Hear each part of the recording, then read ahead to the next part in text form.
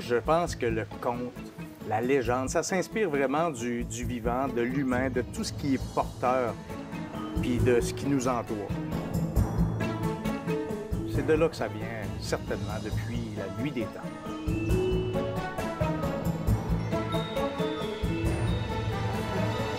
Ouais. Jeanne, comme ça, t'es pas une poule? Non, je suis pas une poule, mais je pars pas mal, par exemple. Quelqu'un qui m'a, là, je suis productive. La poule est Jeanne. Jeanne Bizier, conteuse. Moi, il faut absolument que mes contes, c'est moi qui les ai pondus. Pierre Bernier, conteur. Moi, j'aime mettre la poésie dans les contes. Marie-Claude Ouellette, conteuse. Moi, j'adore les légendes québécoises et aussi les contes que j'écris. Je suis Martin Savoie, conteur conférencier de Sainte-Marie-de-Beauce. Et moi, j'aime les contes, les légendes où ça bouge. Mohamed Benounes, je suis conteur et j'aime conter des contes spontanés. Répondu, récitade. Oh boy, oui, vous pourriez en sortir de ça. Oh, attention, on l'entend, c'est à notre tour. On s'en va sur est-ce que le conte, on puise dans l'imaginaire ou dans le réel?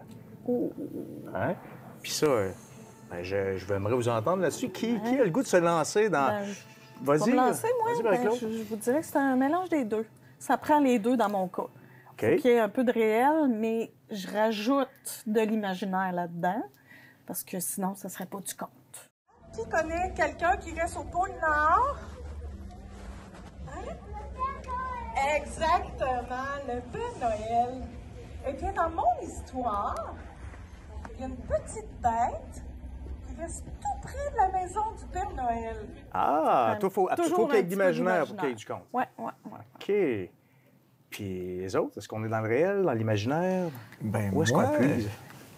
Dans le réel, je vais aller puiser toutes les petites tragédies ou les péripéties de la condition humaine, mais je vais les transposer dans l'imaginaire, parce que souvent, c'est vraiment important de les conjurer, ces malheurs-là.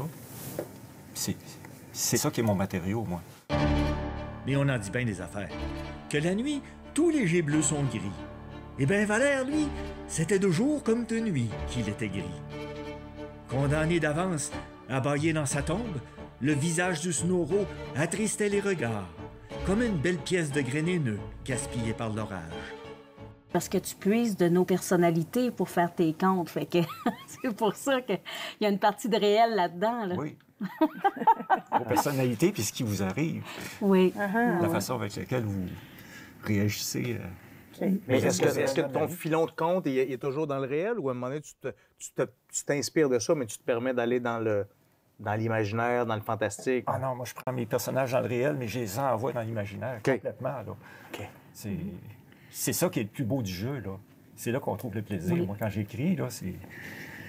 Je choisis qui a le beau rôle, qui a le mauvais rôle, puis envoyez par là. On s'en va par là. On s'en va ailleurs, puis vous ne vous reconnaîtrez jamais. C'est quand même bien, c'est quand même bien. C'est que ça Oui. Moi, c'est vraiment dans l'imaginaire que je vais. Surtout pour les contes pour enfants, là. Là, il peut y avoir un cochon bleu qui vole, puis qui n'a aucun rapport avec la situation, mais ça fait réagir les enfants, et j'aime toujours ça. Quoi? Un cochon, c'est rose, puis ça vole pas? On vient de susciter une discussion, puis c'est vraiment le fun. Fait que pour moi, l'imaginaire est hyper important. Est-ce que je me prends des bases sur des personnalités autour de moi? Un peu, mais peut-être moins que Pierre. En période d'élection, apparaît une gang de morons qui sont des attentionnés intentionnés et qui, soudain, croient au bénévolat. Mais eux, ce sont des bénévois. Mais c'est pas juste des personnes, moi. Non? Là, je suis en train d'écrire un conte. Ça m'a été inspiré parce que je me suis promené en ski de fond, puis j'ai vu chez le deuxième voisin une bécosse à côté de sa cabane à sucre, puis je me suis souvenu de l'histoire de cette bécosse-là. Il y a un conte à faire avec ça. C'est sûr que je vais mélanger plusieurs réalités, mais ça va être l'épopée de la bécosse. OK, c'est bon. Ouais. Observation, c'est ça. C'est dans ce qu'il y a autour de toi. Moi, je pense qu'on s'inspire beaucoup de la vie, là. Il y a la vie de tous les jours qui est là, on la vit avec les autres, des personnages qui nous entourent, on parle. Et puis, bon, moi, je suis aussi écrivain, donc quand j'écris un livre, je me dis pas que c'est mon imagination parce que c'est grâce aux autres que je l'ai écrit. Donc, le conte, c'est un peu pareil, c'est ce que me donnent les autres sans qu'ils le sachent. Un peu comme disait Pierre, les conteurs ne le savent pas. Donc, c'est ce que me donnent les autres. Et à partir de là, je vais essayer de chercher la meilleure manière pour que je puisse les amener vers un voyage. Normalement, j'étais destiné pour aller je ne sais où, pour qu'on enlève ma corne et qu'on fasse des miracles.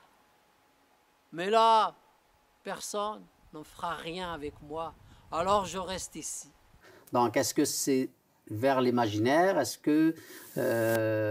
oui, c'est un imaginaire, puis c'est un voyage qu'ils font sur place, là. Donc, c'est un peu pas ça. Mais ça reste quand même qu'ils font partie sans le savoir. Ils vont voyager comme ils veulent. Ceux qui veulent voyager, ils vont y aller jusqu'au bout. Puis après, bon, ils peuvent parler de leur voyage entre eux, à eux. C'est à eux de le faire circuler. Okay. Moi, quand j'écris, parce que moi aussi, j'écris des contes, j'aime beaucoup donner vie à des choses qui ne sont pas vivantes. Okay. Des objets, des moyens de transport, des bateaux. Parce que tu les fais parler? Oui, je les fais parler, je les fais vivre des émotions, je leur fais vivre des aventures. Donc ça, j'aime ça. Puis je sais que les enfants adorent ça aussi quand on prend quelque chose qui n'est pas au départ, qui bouge au départ. Ben, qui bouge, oui, mais je veux dire qui n'est pas vivant. Puis comment tu fais pour dire les enfants aiment ça? C'est quoi les réactions? C'est la réaction, c'est la réaction. Bien, moi, je suis éducatrice, donc depuis très, très longtemps, j'observe ce que les enfants, exemple, vont écouter à la télévision. Puis j'ai réalisé avec le temps qu'ils aimaient ça quand une machine se mettait à parler. Puis en même temps, c'est le fun parce qu'on peut parler de l'objet en question, expliquer qu'est-ce qu'il fait comme travail, puis... les gens qui côtoient ces machines-là. Ça amène une perspective que l'humain pourrait pas avoir. Un autre regard, c'est ça. Puis j'utilise beaucoup les animaux aussi. Donc, c'est pas exemple, une vache ne va pas parler, mais dans mes contes, oui, la vache, elle va parler, elle va vivre des émotions, elle va... C'est ça qui est le fun parce que l'enfant peut se transposer aussi dans l'animal, il peut se reconnaître dans l'émotion de l'animal ou de l'objet. Ça, c'est ça qui est le fun. Là. Tu me donnes le goût de faire parler ma bécosse, moi. Ah, ben... Elle aurait sûrement beaucoup on est en travail, on voit le travail progressif, on s'inspire. Même par rapport aux animaux, parce que c'est ce que tu dis que faire parler les animaux, mais des fois juste dire aux enfants, est-ce que vous avez un chien, est-ce que vous avez un chat, est-ce que vous le comprenez? Est-ce qu'il vous parle? Donc il y a déjà une connexion que tu vas aller chercher. Donc, ils sont bons publics. Oui. Et puis, donc, il y a déjà une référence par rapport à ce qu'ils ont chez eux. Exactement. Oui, c'est vrai, exactement. Mais le faites-vous juste avec les enfants? Cette connexion-là? On a des adultes devant nous autres. Il n'y a pas des choses qu'on peut aller les... Oui. Il y a un enfant qui est tu là. vas chercher l'enfant. Qui sommeille en nous. Okay. On l'a tout encore. C'est juste que des fois, on est déconnecté de cet enfant-là. Puis, quand un adulte assiste à un conte pour enfants puis qu'il se sent interpellé, c'est parce on a réussi à aller se connecter avec l'enfant qu'il y a dans chacun. Mais toi, Martin, qu'est-ce que tu en penses? Bien, moi, là, je vous écoute, puis ce que je fais, c'est que je prends des fois, c'est des écritures, des contes traditionnels, toujours inspirés du traditionnel, mais je vais aller chercher des faits réels de la vie, de ma famille. Donc, les personnages vont commencer à s'appeler le nom de ma grand-mère, de mon grand-père, de mon oncle, Et là, comme ça, je suis capable de créer mes personnages puis de les voir. Parce que quand Émile parle à Bernadette, ben je sais que c'est mon grand-père, ma grand-mère. C'est le bonhomme Turcotte qui est allé à la chiotte en arrière de la maison, en pleine inondation. Les deux pieds dans la flotte, en baissant ses culottes, il tombe comme de raison dans un sommeil profond. Il tombe comme de raison dans un sommeil profond. Quand Zida ou quand Josepha, puis les parés, puis tu sais, les familles, ça m'a permis aussi de connaître ma famille. Lors d'écriture, j'ose avec mes parents, va voir, puis, et de connaître aussi des événements qui sont arrivés dans notre famille, dont un événement très particulier de mon père qui a vécu quelque chose d'intense comme moment. Puis c'est ça que j'ai le goût de vous faire vivre maintenant en allant vous le raconter.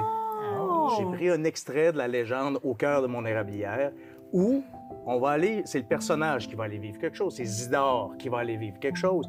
Mais maintenant, vous le savez que ce qu'il va vivre, c'est inspiré de ce qui est déjà vraiment arrivé dans la famille chez nous. Ah ben, vas-y, j'ai hâte d'entendre Moi aussi, j'ai hâte ça. d'entendre ça. Je vous amène là. Ah ben, parfait. on te suit.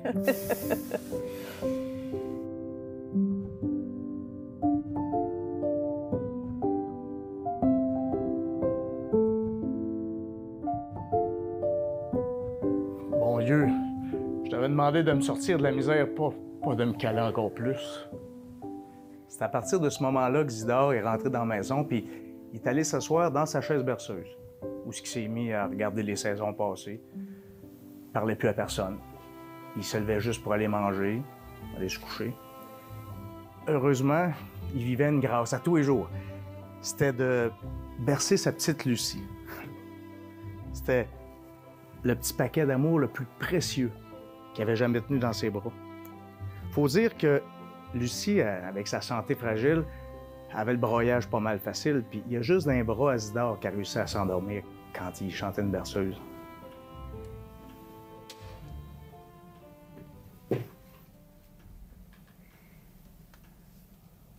À la claire fontaine, m'en allant promener, j'ai trouvé l'eau si belle et je m'y suis baigné. Planté le bois. Mathilda, la petite, elle bouge plus. Elle respire plus. Elle est partie.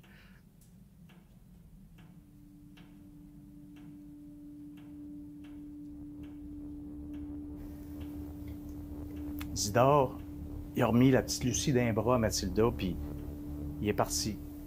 Direct dans le chai à bois. Mon Dieu, j'ai fait baptiser mes enfants le jour qu'ils sont venus au monde. J'ai mis ton emblème partout dans ma maison. On dit chapelet, on va à la messe, puis c'est comme ça que tu me remercies. C'est en donnant ma grand au feu que tu me remercies. C'est en traînant ma famille dans la misère que tu me remercies. En estropiant que tu me remercies.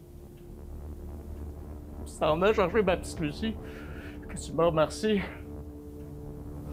Tu en as assez fait. Tu en as assez fait. Moi, je te sors de ma vie. Je te sors de ma vie.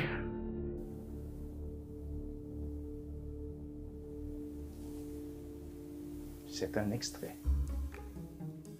Oh. Vraiment. Toi, tu Non, on s'est fait avoir. oui, tu nous as emmenés ailleurs.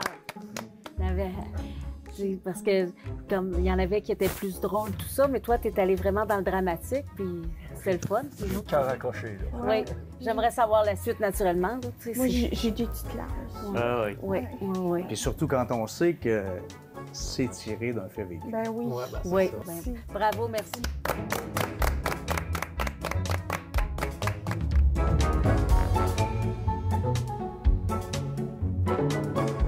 Tout compte fait, les contes, les légendes, ça nous vient bien sûr de l'inspiration, ce qui nous entoure, mais le conteur, la conteuse, va chercher tout ce qu'il a besoin pour rendre justice à son conte. Que ce soit l'objet, l'émotion, les humains, ce qu'ils vivent, et tout ça dans le passé, dans le futur et dans le présent.